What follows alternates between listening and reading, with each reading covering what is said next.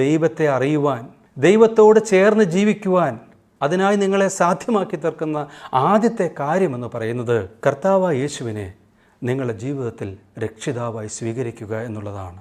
പാപവുമായി നീതിയുള്ള വിശുദ്ധിയുള്ള ദൈവത്തിൻ്റെ അടുക്കിലേക്ക് യാതൊരു മനുഷ്യനും ചെന്നെത്തുവാൻ സാധ്യമല്ല.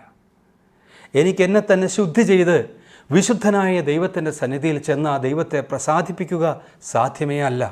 എന്നാൽ മനുഷ്യനെ സ്നേഹിക്കുന്ന, പാപിയായ മനുഷ്യനെ സ്നേഹിക്കുന്ന ദൈവം ഈ ദൈവവുമായിട്ടുള്ള ഒരു നിത്യബന്ധത്തിലേക്ക് സകല മനുഷ്യരും വരേണ്ടതിന് ഈ ലോകത്തിലേക്ക് വന്ന്, മനുഷ്യനായി ഈ ലോകത്തിലേക്ക് വന്ന് കർത്താവായ യേശു ക്രിസ്തു മരിച്ചു.